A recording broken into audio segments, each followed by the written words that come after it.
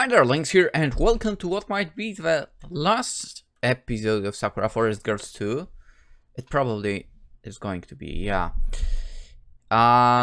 Except for the fact that there will be definitely another route, so we'll play that as well. For now, let's jump in and let's see where this is going exactly.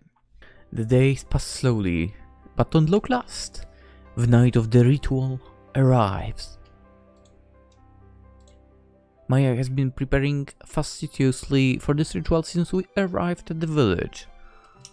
She's spent most of her waking hours meditating, and now she should be ready to commune even with the gods. That's interesting. If they exist. She rises early on the day of the ritual and treks through the forest to the still running river to bath herself of any impurities. So Aiyana better stays away from the place. When night falls, she conjures herself a change of clothes more appropriate for a ritual. A witchy knave as Maia's old clothes fall from her body, to be replaced with an intricate black and gold gown. This isn't the same gown she wore during the ritual in the abandoned village 2 weeks prior, when she divined Koko's location. This new dress, unlike anything I've seen before. This dress is made of lush, honey-patterned black fabric adorned with golden tassels. A matching golden shroud wraps around her stomach, which glistens with even more splendor than the stars in the sky. Maia wears a string of golden beads about her head, and yet more beads adorn her arms. Then they clink when she moves, like coins. She looks like a mysterious twinkling butterfly, rare and utterly enchanting. Ooh, that is nice. So, what do you girls think? Maia looks between Aiyana and I, an amused smile upon her lips. Do you think the rain spirits will heed my cries? If I don't, they must be blind. You're so sparkly, I can't take my eyes off of you. Ha! I suppose my attire is quite sparkly, yeah. I do enjoy standing out. Perhaps this is too much. I would not want to look gaudy, but may offend the spirits. I think you look nice. The black is very tasteful, and it offsets the glittering gold. I think so too. It's very fashionable. If I was the spirit, I'd answer the summons in a heartbeat. Oh, that is a relief. I feel relieved to hear such words of praise, particularly from the mouths of two beauty such as yourselves. Ooh-hoo-hoo-hoo. I'm no beauty. I'm quite drab and dull compared to you. Yeah. I'd have to contest that, dear Aiyana. Maia gives one of Aiyana's wine pigtails a playful tweak. I totally just turned off the light and was surprised that the game did not go to the next text line. Anyway. You look very lovely indeed when you fended off those slimes. The dress you wore was sublime, and you had such a quiet, regal aura about you. Aura, but whatever. What, you gave me the shivers? Weren't you shivering anyway? You were crouched in a cage while a bunch of slimes attacked you. Now. Maia toots. Let us not reflect upon my failings, please. I would prefer to put the debacle behind me. If tonight's ritual is to be a success, I must focus only upon the task at hand. Do not distract me. Sorry about that. I smile awkwardly while running a hand through my hair. I'll keep quiet about the whole slime fiasco. You didn't do a great job protecting the village from those slimes. It was not her fault again. But I bet you'll do an amazing job with this ritual.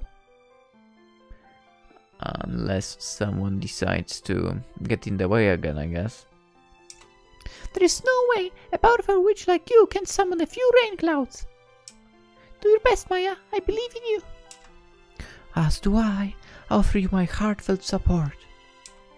and I'll be watching you. We'll cheer you on. Silently, I hope. If you make too much noise, it may disrupt the ritual. Yeah, try to remember that, huh? I shall keep Yaya in check, Maia. You needn't worry. We shall not make a peep. I'll hold you to that. If anything does go wrong, thanks to Yaya and her big mouth, I shall not hold myself liable. What could go wrong with this ritual exactly? Any number of things. The spirits are so fickle, controlling the weather is not an easy feat, even for a powerful witch such as myself. If I'm not careful, I could summon 4 clouds filled with frogs, rather than rain. I mean, they do need food as well, I guess, so... You know, if they have French taste buds. Me personally, I probably would never want to eat a frog. Sounds disgusting. Just like snails. Sounds disgusting. Frogs? I pull a face. That's kind of gross. Indeed, it is. I fear a wave of purple frogs would be of little benefit to Ari or her people. I have disgraced myself once already. I cannot let it happen again. I must prove my mettle. I'm sure I can do it. For I admit, it is somewhat nerve-wracking. My confidence may be shaken somewhat, but I shall not back down. I'm certain I can do this with your support. Maia looks between Aiyana and I. She offers us a gentle smile, devoid of her usual deviousness, and pets us both on the crowns of our heads. Thank you, girls. You are truly precious. I shall do my very best, so please do not fret about me. All will go as it should, or my name is not Maia. Now shall we depart? I believe the preparations for duel should be finished. Let us make this night one to remember. CG? No? After our heart-to-heart. Too hard, I guess? Given there were 3 of us, Maia finally leaves her tent. Aiyana and I follow after her, in the darkness of the night. Maia comes to a halt by the river which cuts through the village, which has been dried out for many months thanks to the drought. Ari and Timala are waiting for us, both of them attired in luxurious robes. Ari wears the golden dress and midnight blue cloak she donned when she went for a walk through the village a few nights prior. Her auburn curls sway about her shoulders, and the golden diadem upon her forehead shimmers. Ivana standing beside her is wearing the red ceremonial robes she donned during our first meeting, and again when she and Aiyana fended off the slimes. The pair of them look very beautiful, like rare flowers which only bloom when the sun has set. 2 pillars have been constructed in the riverbank, which have been lit. Their red-orange flames flicker brightly enough to put the stars to shame. I wonder if these are for the ritual. Well met, Your Highness. Maia drops Ari a polite bow. It is good to see you once more upon this auspicious night. The same may be said to you, Maia. I've been eagerly anticipating this ritual. I pray you will not let me down. I'll do no such thing. I know I might hit hurt or I give you a poor impression of my prowess, but now I can do all I can do to right it. You may see for yourself the fruits of my study. When it comes to raw magical power, there are few who can go 2-2 with me. That is quite the boast. Ari smiles faintly. I hope it pays off. It's been such a long time since last I saw the rain. I can't wait to feel its cool droplets up on my face again. And I, for my part, can't wait to see you getting wet. Wink wink, Maia smirks. Ah, you look beautiful as it is, but I'm sure your radiance will be magnified tenfold with your hair dump, your clothes stuck to your body. I suppose I will take this as a compliment. Ari clears her throat. I cannot say I understand your tastes, nor if I approve them, but I shall not castigate you for your shamelessness. I mean, to be honest, yeah, I'm with Maia on this one. You are a witch, after all. It is all to be expected you would not act as ordinary humans would. I'm not a witch. I'm not any kind of magician. It's impossible for me to become one as well. So I still like what she said. If you can summon the rain, as you say, I would forgive you any insult. And this village cannot last much longer. I fear without its bounty, the river is dry as a bone, our crops nothing more than husks. What we require is divine intervention.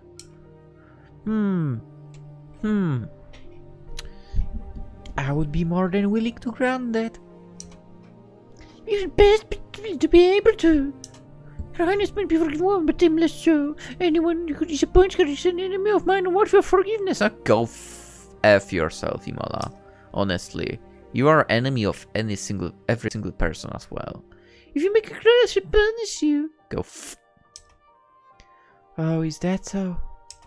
Maya smiles thinly. How scary. I suppose that you must take this seriously. I would never wish to make a woman as annoying as you. Oh, sorry. As lovely as her Highness cry, and never I wish to get on your bedside, for honestly, who cares?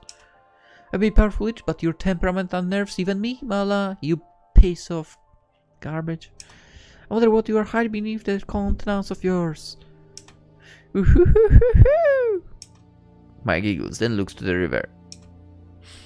Then I shall begin, without further delay. I'm sure you're eager to see this ritual to the end as I am. Maya straightens up, her shoulders squared. She inhales, then steps towards the dried out riverbed.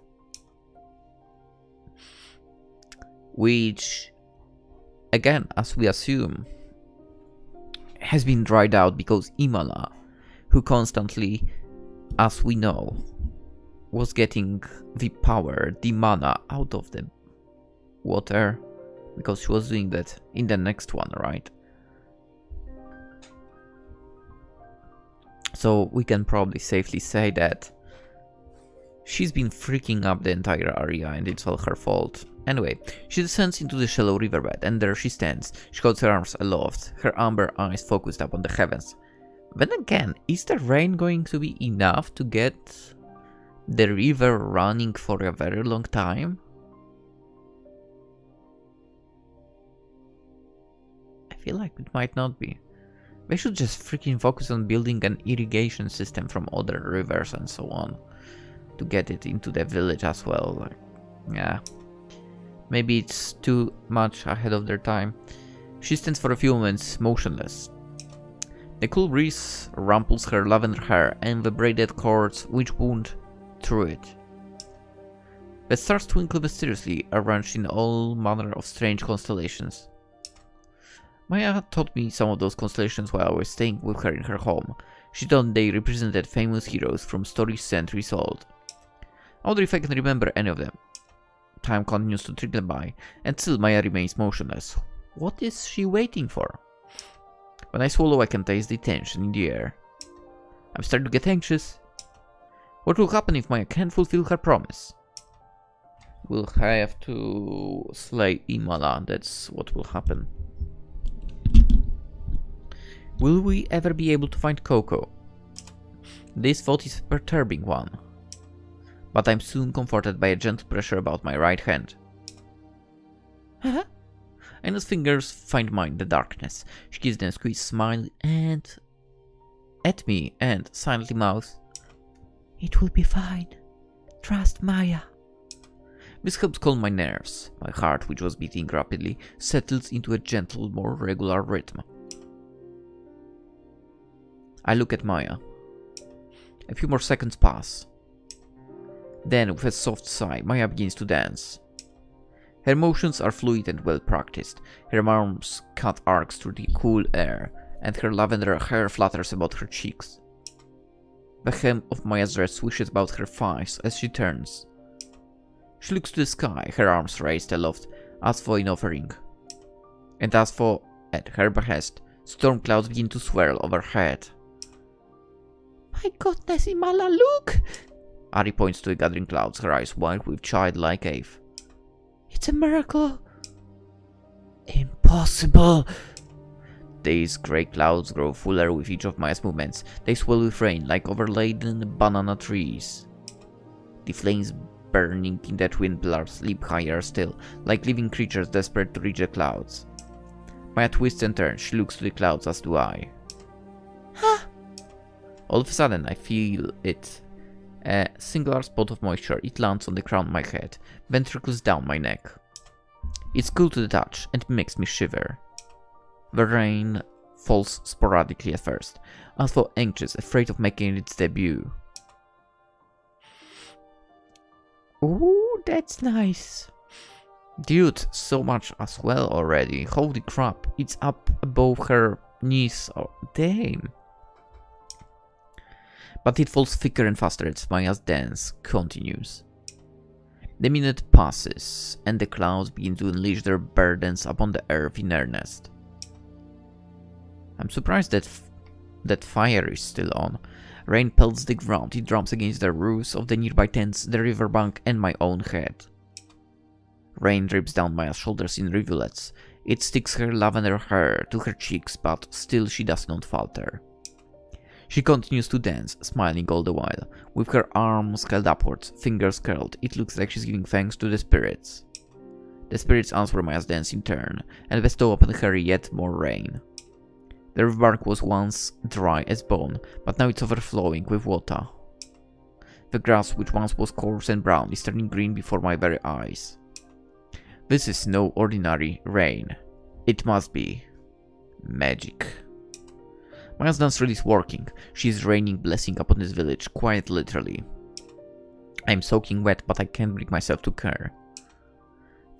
This is incredible. There's so much rain. You're amazing, Maia. This is wondrous. I had no idea such magic was possible. It is like something from a legend. Oh my god, this has been so long, but finally! Finally! Ari cries out in joy, one trembling hand pressed to her chest. She looks overwhelmed, to such an extent I wonder if she'll cry. Her cheeks are certainly damp enough. But that's probably the rain. Finally, it's raining! The river's full, the earth is loamy, the grass is green again. We'll all be able to grow our own crops and replenish our stocks. We won't have to worry about going hungry, not anymore. Isn't this amazing, Mala? And Imola is... Oh! I totally thought she would be annoyed. Ari grabs hold of Imala's hand and points to the night sky, which is still thick with rain clouds. More droplets fall further, filling the river. The river ripples, which each successive droplet and bubbles soon begin to spread across the ground. Maia was as good as her word. She's an incredible witch. Yeah, it is most impressive. I did not know she had it in her. Well, thank you for the vote of confidence. Woohoo! Maia giggles. She's standing knee-deep in the river, which is continuing to rise, her arms outstretched. I'm glad you're so happy, Your Highness, but you need some surprise. It makes it feel like you expected me to fail. Oh, no, of course not. I expect no thing. I had very high hopes for you. For I was somewhat cautious. I don't want to be overly optimistic, only to be disappointed. But you have surpassed every one of my expectations. You have saved my village, Maia. I cannot thank you enough. You have upheld your end of the bargain, so I suppose I must uphold mine. I should tell you where Koko may be. For it does not seem reward enough when I consider everything you've done for me. This is so amazing. Ari sneezes. I think she's getting overwhelmed. Her eyes are looking suspiciously dumb. You're all wonderful, all three of you. Wait, even me? Especially you. You saved me from my loneliness, Maia. Wait, what? No, this is messed up here. You saved me from my loneliness, Yaya, while Aiyana saved my village from the slimes. And now Maia has saved my people from starvation. I'll be sad to see you go, but I will never stop being grateful that I met you. You all have my heartfelt thanks. I can tell you how much this means to me. In fact... Ari smiles, her fingers still entwined with Imala's. Cool rainwater slices down her cheeks, but her smile remains bright and fixed like the still blazing pillars which protrude from the river. I think this calls for a celebration. There shall be food, music, and I shall invite all my villagers to participate in the festivities. It's been such a long time since last we had anything to applaud in this village. I can hardly wait. Where will you get the food from, for? It's not like we called for frogs to fall from the sky. Anyway, a celebration is held the following night, as Ari promised. Oh. It's a large riotous celebration, and all the village is invited to partake. Large tables are set up beneath the stars, loaded with food and fruits. There's music and dancing and more than enough alcohol to go around. The villagers that I see look red-faced and merry, all delighted at their village's turn in fortunes. With the falling of the rain, the crops have once more begun to thrive. The village has been saved, or so I've heard. It's gratifying to see so many happy faces, and I can't help but celebrate along with them. I drink with abandon, and they chatter away the villagers as though I've known them all my life. Aiyana, meanwhile, is a bit more circumspect. She's always been shy, and she shrinks away from attention. We're receiving quite a lot of praise, Aiyana, Maia, and I, thanks to our involvement in yesterday's rain ceremony.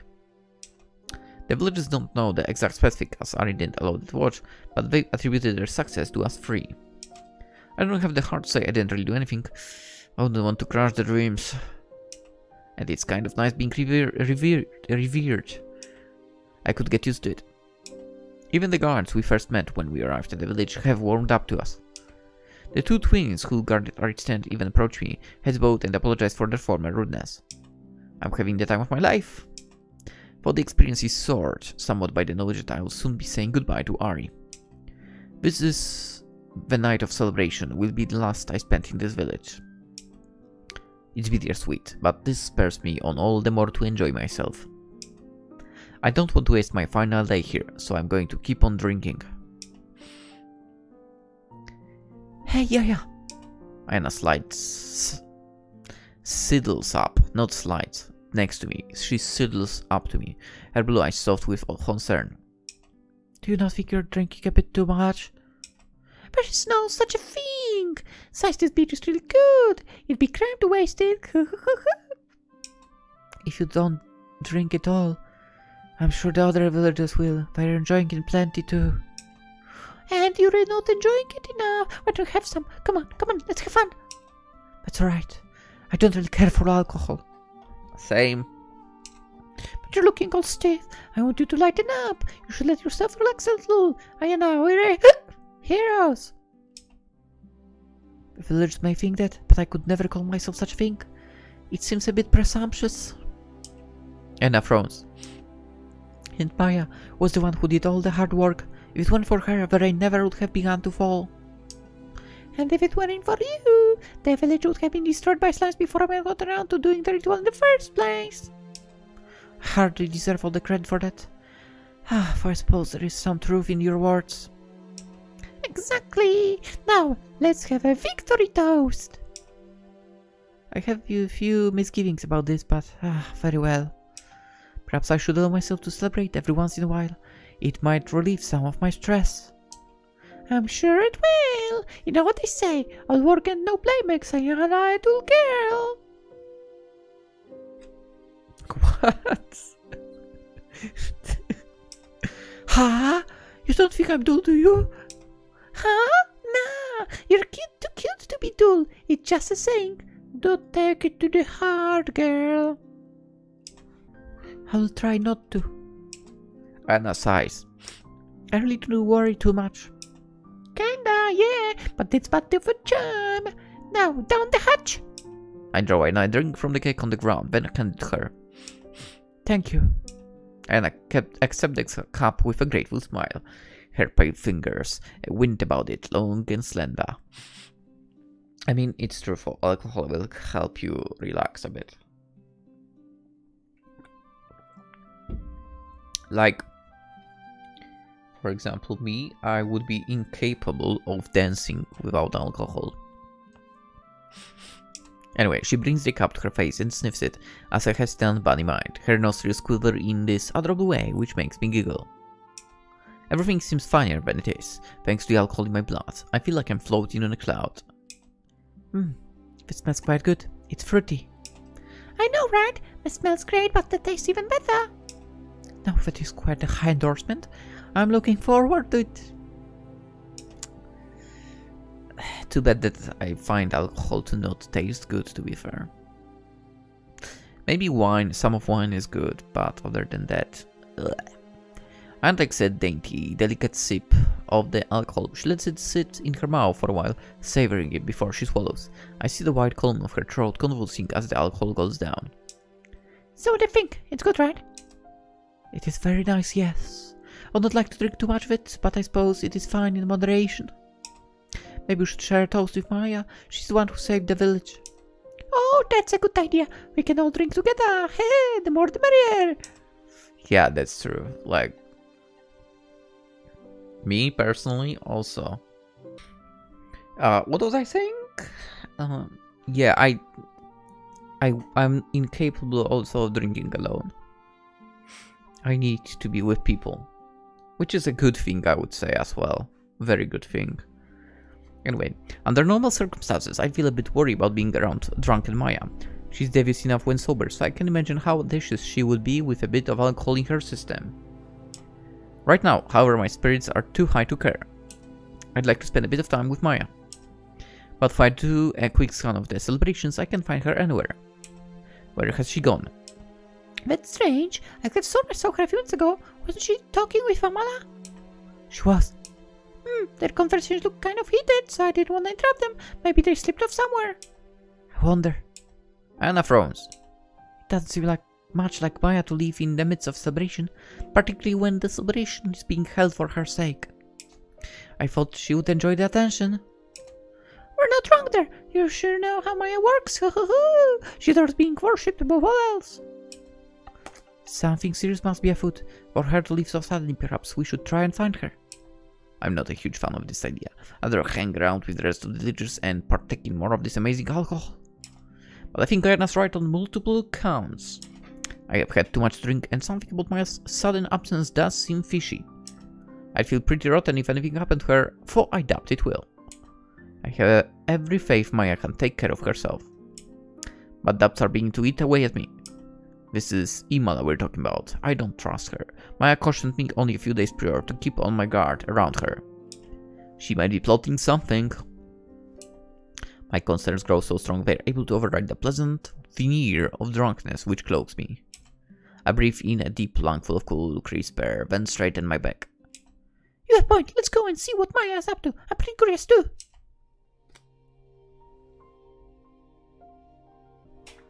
I set my half-drunk cup of alcohol down beside Aiyana's, and the pair of us creep silently away from the party. I hope Ari doesn't notice we're missing and worry about us. I'd feel pretty guilty if I caused her any grief. With some luck, we should be back in about 10 minutes. I don't want this expedition to take too long. I haven't had a chance to dance yet, and there's a lot of dishes I still want to sample. Fortunately, it doesn't take all that long before Aiyana and I happen upon Maia and Imala. They are standing by the village gates, their heads bowed. I think they have spoken about something, but I can't catch any of the words. And I creep up to them, cloaked by the night. Tick, tick, tick, tick, tick. We're close to them now. But the moment we make it within earshot, Maia turns her head. Let's not do this here. We need some more privacy. Oh my, this night Ma gets more and more serious. I had hoped to enjoy the celebrations and my princess's side. But if you insist upon having talk, I suppose must my oblige. You are the hero who saved our village after all, and your expression is unusually serious. I would not want to get on your bad side. Maia and Imala set off once more, compacting the tall grass beneath their soles. They venture outside the village gates, then into the forest. They are walking at quite a brisk pace, and both Aiyana and I have to hurry to keep up with them. Tick, tick, tick, tick, tick. Together they walk through the woods. Tall trees shroud the unlikely pair on either side, then swallow them. The night is cool enough to shake away what remains of my drunkenness. I feel stone cold sober now, and instantly alert my surroundings.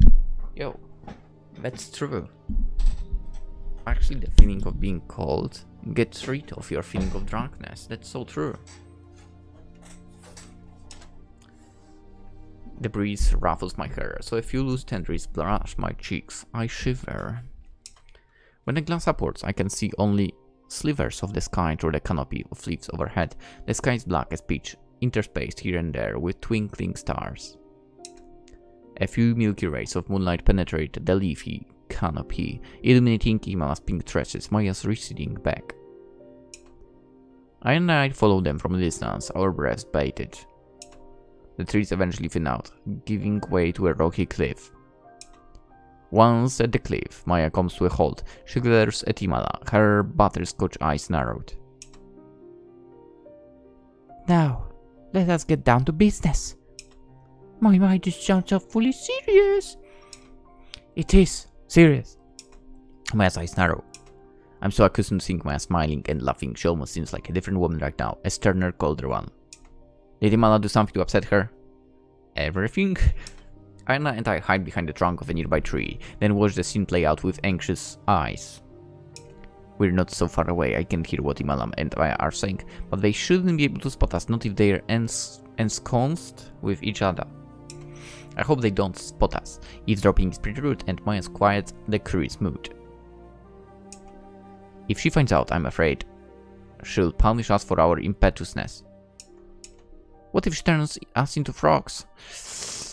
She's threatened it before, on numerous occasions. You see, this is a serious matter, but I have no idea what this is you wish to discuss. Would you mind being frank, even I have gone out my way to accompany you? I agreed to leave Princess Ari's party if I would have preferred to celebrate by her side. Having done all you asked, at least I deserve this in return is an oblique answer to my inquiry. Why did you drag me out here? Do you really need to ask me that? My right eyebrow. You should be well aware what you have done. And yet I'm not. I have not a clue. Aiyana titters. I must say, for that expression on your face is somewhat unnerving. You're beginning to make me feel anxious. You do not mean to ravish me, do you? Is it why you asked me to follow you? As if. Maia snorts. Where would you get such a ridiculous idea? Your eyes seem rather drawn to me. Whenever I look at you, I have found you staring. I thought perhaps you had fallen in love with me.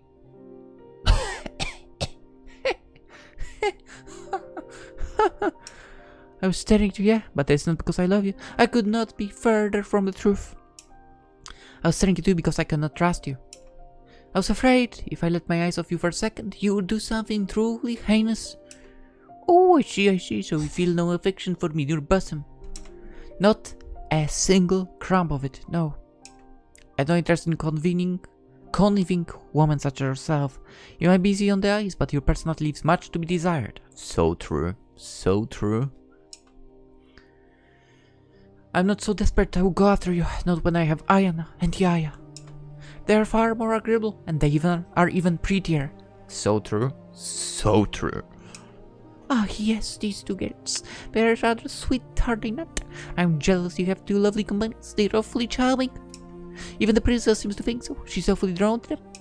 I fear she prefers them over me, for I've been by her side since she was a young girl. But I'm older than she, and youth and beauty go hand in hand. I could dream over them. No, indeed you cannot. I'm awfully fond of my girls, and I'm earnest about granting their wish. I'll not let you spoil that. We'll leave this village, and we'll find Koko, regarding of your machinations. Regardless, sorry. What machinations? It sounds as though you are accusing me of something, but I cannot comprehend what. Would you please be frank? You're making my head hurt. Again with the innocent that I've had enough of this.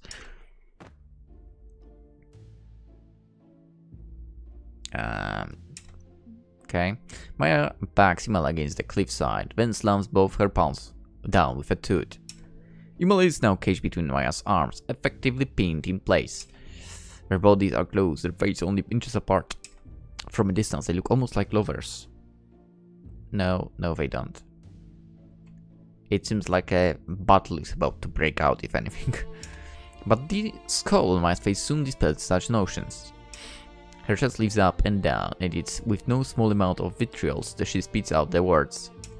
I was hoping to confess your wrongdoings of your own volition, but if you persist on pleading ignorance, you leave me no choice.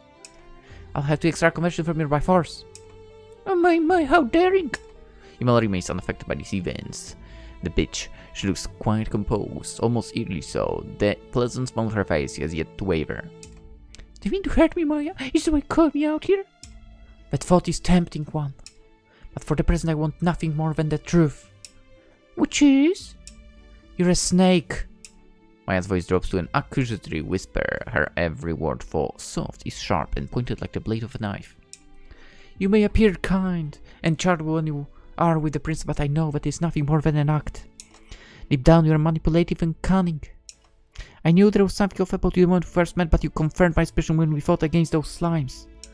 You used your magic on me while I was fighting, didn't you, bitch? Maia leans in even closer until her chest is pressed flush against Imala's. I could have bested those slimes on my own, had you not interfered. It was because of you that I found myself caught up in that cage. You tried to hurt and humiliate me on purpose, didn't you? Well, didn't you? Oh, goodness me, that is quite the accusation. Imala smiles placidly, her gaze unwavering. If it were true, it would suggest I cared more about showing you up than I did protecting Princess Ari's village. Yeah, it was. Come on. As a priestess, you'd be quiet and becoming to hold such grudges. Woo-hoo-hoo-hoo! Yeah, it would. It would very, very unbecoming indeed, but you still did it. I know you did. And? Imala's smile widens. Do you have any proof? Your current behavior is proof enough. If you were innocent, you would be trying to clear your name, but you do not seem to care. Indeed, you are right. I do not care. Why would I worry about your opinion? You might be famous witch Maia, but I'm no slouch myself when it comes to magic. I doubt I could beat you in fair battle, but I have never been one to care about fairness. I will employ every cheap underhanded trick in the book if it will help me best my enemies and keep my princess smiling. What does she have to do with this? She has everything to do with this. I have done many unsavory things in my time, but it was all for her sake. It is because I care for her. I don't want her to be lonely. And how would incapacitating me protect her, huh? Oh, certainly you did that because you were jealous of my talents, bitch. Jealous? Hardly. I'm petty, but I'm not that petty. There was a far more important reason as to why I interfered in your fight. Which was? You have not figured it out, oh dear me. Imala toots. I thought you were supposed to be clever. Here I was thinking I had been cornered at long last, but it seems you have only put a few of the puzzle pieces together. It would be nice to leave you floundering to your incompetence. But though you have divined my true nature, there seems little point in keeping all my cards high hidden. I might as well tell you the truth. Imala's smile widens. I did cast a spell during your fight, yeah, which resulted in an embarrassing predicament. That bitch. But I did not do it to discredit you. I was hoping to weaken you so to interfere with the range summoning ritual. That bitch! I did not want that to come to pass, but alas. Imala sighs. You're harder than I thought, and my plans were thwarted. You summoned the rain as you promised, and my princess could not be happier. I am pleased for her, but her current happiness is of the fleeting kind. It will not last. What? So? Maia furrows her brows, her fingernails curled against the cleave, as she struggles to put together all Imala had said. You want to stop the ritual? Correct. But why? Understand, your village was beset by a drought. People were beginning to starve. Were you not at all concerned about the lives of your own people? Not particularly, no. While I do not like the suffering of the others, I'm no sadist. It is at times inevitable. I would make any sacrifice for the princess's sake. This was all to make her smile. Are you fucking kidding me? The rain summoning ritual may do that in the short term, but over time it will cause her nothing but despair. You meant to leave the village after completing the ritual, you and Aiyana and Maia, Yaya. The princess has grown fond of you, and I know she does not want to let you go. Ari's a sweet girl, but she's far too sensitive. She was devastated after Koko left. After seeing her grow so attached to Aiyana and Yaya, I knew I could not let the same series of events play out. I don't want her heart to break. So I thought to keep you here using whatever means I had at my disposal. So that's why you got in my way. You wanted to disrupt the ritual, so you could never uphold our end of the bargain we made with Ari. Yeah, indeed, it was quite a good plan if I do say so myself. But it has all been spoiled now. You've made quite the nuisance of yourself, Maia. You and those peeping toms of the yonder. Imala glanced at the tree behind which Aiyana and I are hiding. I pulled my head behind the tree trunk, but I'm too late. I think Imala's already seen me, that bitch. How long has she known we're there? Who cares? You don't need to hide yourself away, girls. It's quite unnecessary. I'm gifted with clairvoyance, and I knew you would follow me. I knew, too, that Maia would confront me. Imala smirks. And I knew that it would be all for naught. I must give you credit for seeing past my innocent facade, Maia. It was not innocent at all. But it was very, very stupid for you to drag me out here, away from my witnesses. I want to play nice, but you are being so confrontational. I must instead turn to force. Imel's voice becomes even harder and flintier than the cliff on which her back is pressed. I shall make you stay in this village regardless of your desires. Then Ari will never have to say goodbye to you and shall never be sad. You're such a piece of shit. I'll protect her smile no matter what. Wait, what are you? Maia says, but she's cut off. With noxious grin, Imela clicks her fingers. Hey! And just as it did in the Grove Bananas, my vision begins to skew. Sharp, throbbing pain flares in my temple, so intense I feel like my skull is going to split open. My body topples to the side, as senseless as a ragdoll's. My head hits the ground with a dull toot. Then everything fades to black. My throbbing temple bud. Huh? For some reason I can't move my arms. I can feel something wound tight about my wrists, binding them in place. It's a thick cord, something that did chase against my skin. I'm not tied up, am I? I glance about at my surroundings, my gaze groggy and unfocused. It takes me a while to regain my senses, but when I do, I feel no less enlightened about my newfound environment. What the fuck? I'm in some kind of prison cell. The room is made of stone with a low ceiling and there are no windows. The dunk room is lit only by a few torches, which flicker in brackets up on the walls. I'm sprawled on the ground, which is cold and hard. My arms are bound behind my back with a length of rope, and there are uncomfortable steel manacles about my ankles. I'm trapped. And I'm not alone either. And I'm standing upright against the wall which faces me. Her wrists are bound in steel manacles like those about my ankles, which fasten her tight against the stone slab on which she rests. Maia lies beside her, similarly bound. Her wrists are secured behind her back with braided ropes like mine, and her ankles are clapped in irons. We've all been captured, but how? What's all of this? What? Anna stares, her eyes were closed, and I think she might have been asleep or unconscious, but my proclamation rouses her. She looks about the room dumbly, as I did, then down at herself. She blinks. Then she squeaks in alarm. What's happening? This isn't a bad dream, is it? It feels like it. Maia, who was awake all the while, clicks her tongue. Her brow is furrowed, and she looks more perturbed rather than worried, as though this is nothing more than an unfortunate inconvenience. But fortunately for us, this is no dream. It's reality. That awful bitch cast some kind of spell on us, then brought us here. If I'd been more careful, none of this would have happened. I underestimated how far she was prepared to go, that bitch. I knew she was insane, but this is beyond my expectations. So we're trapped here. It would appear so, yeah.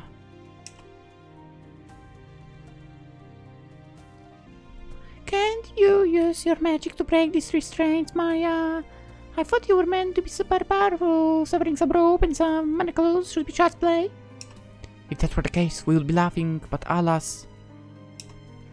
I take it that it's no good. Maia shakes her head. I tried to use my magic for free myself, while you and Aiyana were unconscious, but it was to little avail. These bindings seem impervious to my spells. They are like the wooden cage I found myself trapped in when the slimes attacked the village. So, Yaya, it's in your hands, brute force. That woman must have put an enchantment upon them.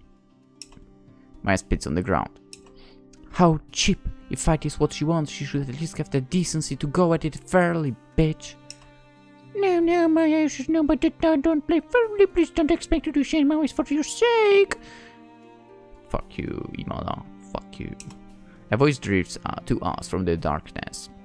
It's a woman's voice, lilting and musical despite the severity of our circumstances. Of course, I recognize it. Imala, that bitch. Yes, indeed, it is I. I'm glad to bump into her. Okay, fuck you. Imala enters our prison cell with a creak to the door. She shuts behind her, then examines us, a smile playing about her lips. Honestly, she's so annoying I don't even feel like reading her lines.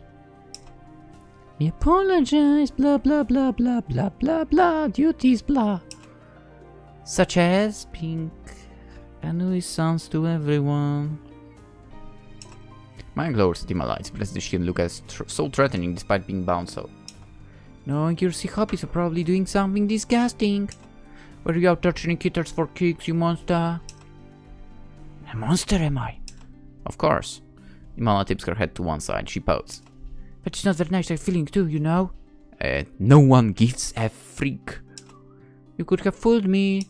Maia scoffs. So, what were you doing, huh? I was preparing this for rehabilitation, of course. Rehabilitation? Aiyana's blue eyes widen in fear. What are you talking about, bitch? What have we done wrong and where are we? See, even Aiyana is calling her that. But it's a good question, my dear shaman. Imala giggles. It's indeed a dungeon, as Maia so astutely graced, but it is my very own secret dungeon. It is located within the heart of the cliff, upon which you so gracefully pressed me. The prince does not know about this dungeon of mine, neither do any of my villagers. As such, nobody will be able to find you or save you. You will remain here for as long as I please, and target my mercy. You can scream and shout, but it won't make any difference. Nobody will hear you. This is my domain. Imala spreads her arms wide as she speaks, gesturing about her confines. This dungeon is where I bring people to who have been very, very naughty. If I have not had the opportunity to use it in a while, you should count yourselves lucky. I deemed the three of you. Okay, shut the fuck up. Honestly, Aiyana's eyes widen. What are you going to do exactly, bitch? Nothing you won't dislike. So everything. You might protest at first, but I'm sure you will get used to it. Oh my god, Imala giggles. I'm disgusted. And to hurt you, see, if you are very important to the princess, causing you pain would run contrary to my plans. I will not lay a finger upon you, I will not cut you or brand you or mark you. I will however let my minions have a bit of fun with you. Are you fucking? They should speed up my your rehabilitation tremendously. Fuck you, honestly. Fuck the laughter, I don't care anymore. Imala giggles once more, then clicks her fingers. At her back, several strange creatures begin to appear. They ooze out of the shadows, their bodies gelatinous, green and sticky and see-through. These creatures are awfully uncomfortably familiar. But I didn't think I'd see them here of all places. No way! I gasp. What are the slimes doing here? But it's another good query. You girls are full of them, you're so inquisitive. I applaud the Christopher's charming trait and deserves to be rewarded. Now to have you tied up in bed, I might as well tell you everything. Oh my god, you're completely mercy, it's not bad. As you'll be able to confide this truth to anybody else, not when I sound away, but okay. Cool. Gee, I don't like the sound of that. I start gaze my constraints again. Too little pain, my arms are bound too tightly, and my ankles remain firmly shackled. Can't escape, and all the while the slimes are inching even closer. What do they mean to do to me? I don't think I want to know.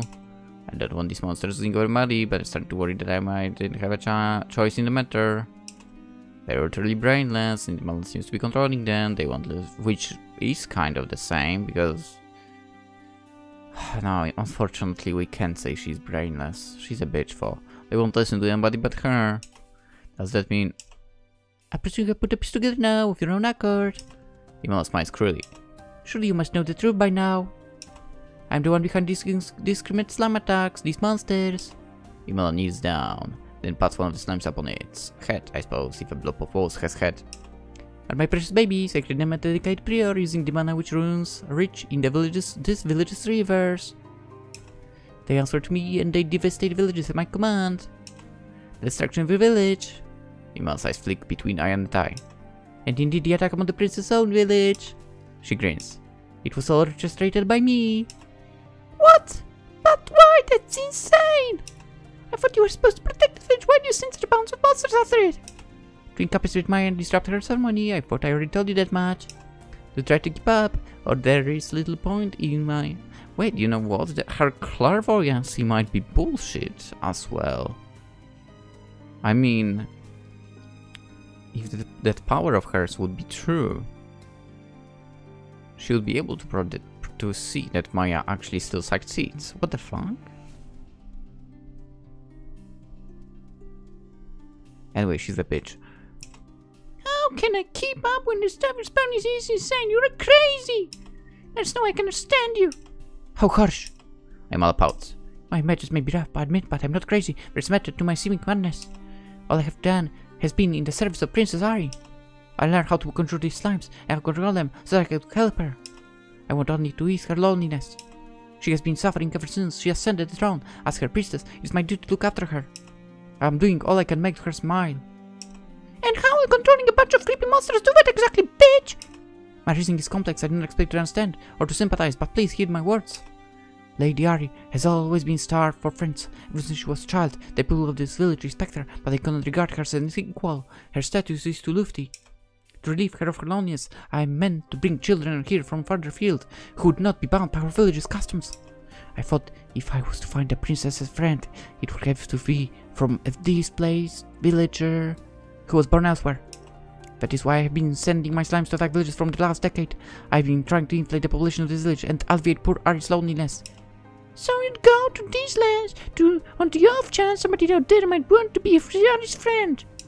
Yes, indeed, it is a small chance, I know, but it's a chance I am prepared to take. There is nothing I would not do for her happiness after all. I adore her. You have had... I started my last slack-jawed. I'm so stunned by what I'm hearing. It takes me a while to remember how to formulate words.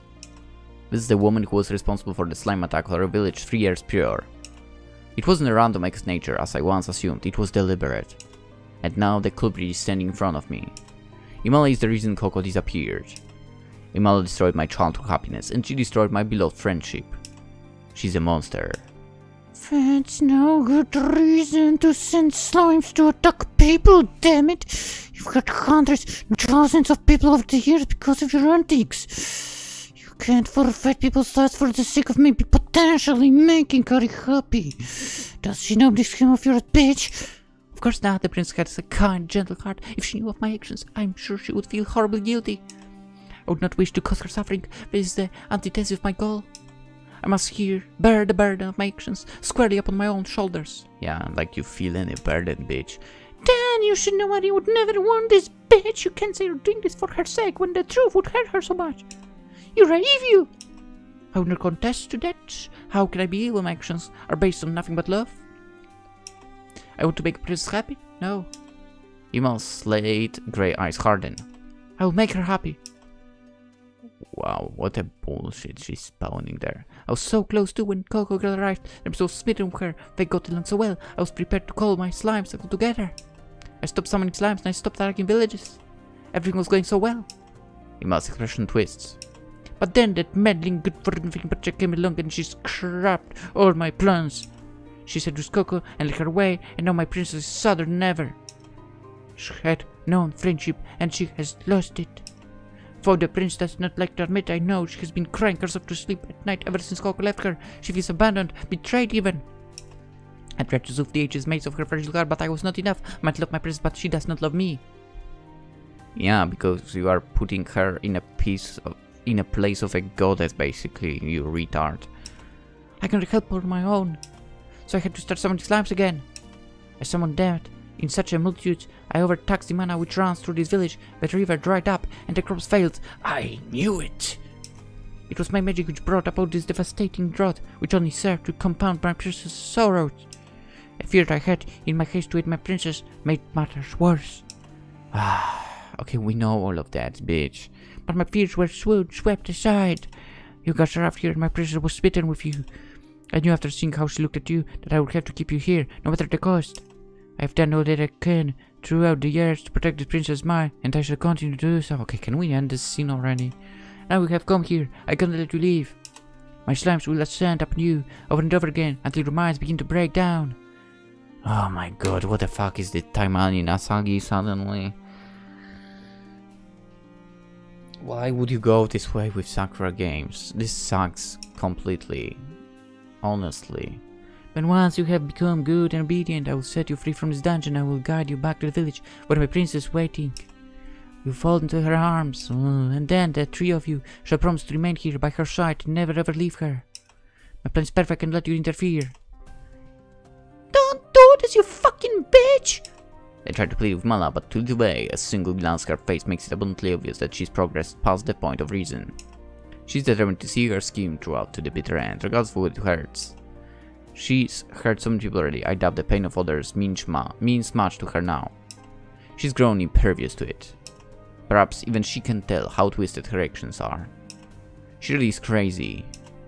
No, I'll not wait. I I cannot stop, nor can I go back. I must keep walking forward, no matter how much sin I occur. I do not care about dirtying my own hands. I care only about my princess. Your presence in our village has made her happier than she has been in months. That being the case, you cannot leave. I will not let you leave. You brought this upon yourselves. What the fuck are you talking about? I cannot forgive anybody who plans to make her beloved princess, my beloved princess, cry. Imal pauses. She inhales heavily, her chest rising and falling. Her pink hair is rumpled, and her brow is damp with sweat. For a few moments, she looks unhinged. But then she smiles, and her demeanor changes. She's blah, blah, blah. No, she's not pure and perfect. She's a piece of shit. Anyway, now enjoy yourself, my slimes. You have a long, long night ahead of you, and understand it may feel strange first, but not worry. The pain will only last a while. Well, okay, fuck off. You'll forget everything. Fuck off. And with that eerie something, she finally exits the dungeon. She closes the door behind her, then bolts it. I hear her footsteps recede, compelled with her lingering laughter. Then there's nothing. She's gone. Now it's just Aiyana, Maia, and I. In a secluded room sealed away inside a cliff full of glistening green slimes. The slimes advance, they creep towards us, guided with one purpose and one alone.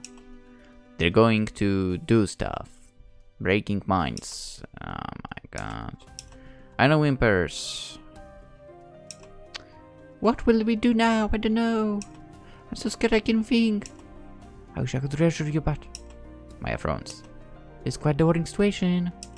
I don't want to give the princess any credit, but she said this twisted sinner up well. We're trapped. I can't think of a way out. Gee, it's really a bad as all of that. Does look quite dire, I'm afraid. We may need a miracle to extricate ourselves from this fine predicament. Crap! I curse under my breath. This really is an awful situation to be in. Now what are we going to do? I don't want to succumb to the advance of the slimes, damn it. I'll never give in, so so long as there is breath in my lungs. I'll find a way to break out of this place, even if it kills me. Then I'll expose Imala's misdeeds to Ari, and I'll have her dismissed from her village in disgrace. Why dismissed? Let's freaking behead her. Why go the easy way? Actually, let's go the easy way, you know. I'll continue my journey alongside Maia and Aiyana, and together we'll find Koko. I want to reunite with her so badly it hurts. I can't let things end like this. There's no way I'm going to give in cause of little inconvenience like this. I'll keep fighting to the bitter end. My journey is only just beginning. Or so we'd like to say, but I guess we are getting the credits. Honestly, hated it. Not gonna lie. This is the worst of Sakura games so far.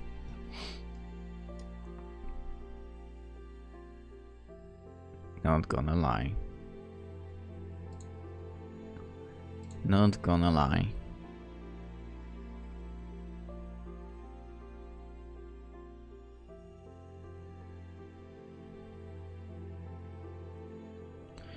Like, you know, they were going through sadistic ways and so on.